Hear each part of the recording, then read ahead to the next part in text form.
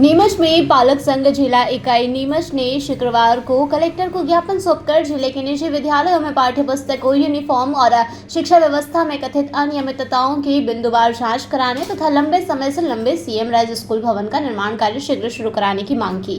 ज्ञापन में कहा गया है कि जिले के निजी शिक्षण संस्थाओं और निजी पुस्तक विक्रेताओं को लेकर लगातार शिकायतें सामने आ रही है। संघ ने मांग की है कि यह जाँच की जाए कि विद्यालयों में शासन एवं बोर्ड द्वारा निर्धारित एनसीईआरटी की पुस्तकों का ही उपयोग हो रहा है या नहीं, अतिरिक्त पुस्तकों को किसकी अनुमति से पढ़ाया जा रहा है तथा हर वर्ष पुस्तकें और प्रकाशन बदलने का आधार क्या है।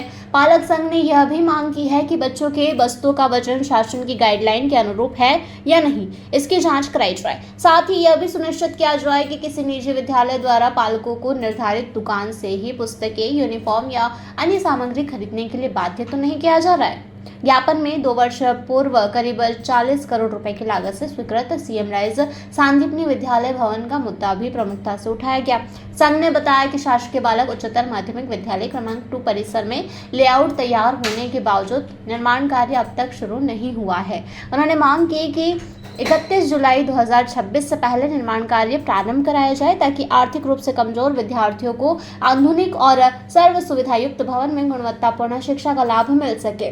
पालक संघ ने ज्ञापन में उठाए गए सभी बिंदुओं की निष्पक्ष जांच कर कार्यवाही करने तथा उसकी जानकारी संघ को उपलब्ध कराने की मांग की। इस अवसर पर जिलाध्यक्ष जगदीश शर्मा, सचिव श्रवण शर्मा, आशा सांघर, श्वेता शर्मा सहित पालक संघ और महिला विंग के पदाधिकारी उपस्थित रहे। जी बताइए, आज पालक संघ द्वारा किस मांगों को लेकर ज्ञापन दिया गया है, क्या मांगे आप लोग?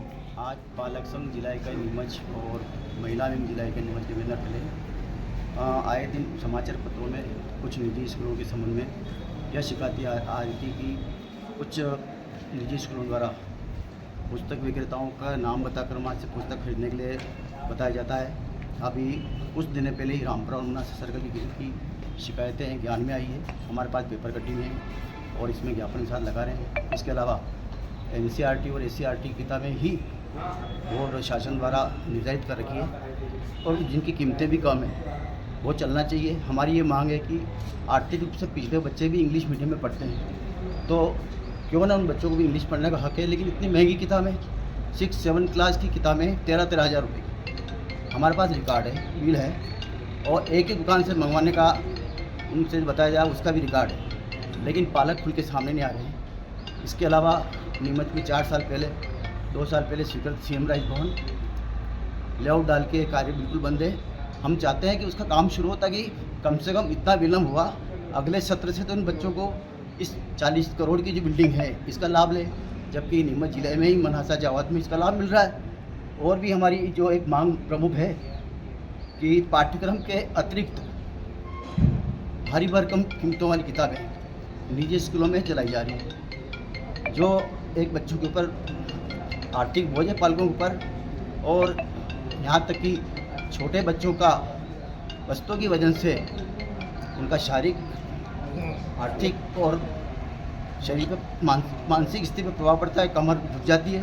तो वस्तुओं के बारे में मानवाधिकार का और गवर्नमेंट के सर्कुलर है कि वस्तुओं का वजन कितना होना चाहिए क्लास वाइज, उससे अधिक वजन नहीं हो। यदि अधिक वजन है तो अभी तक प्रशासन ने क्या कार्रवाई की और धारा 6 के तहत जो अधिनियम बना हुआ है उस निर्देशों का पालन हो।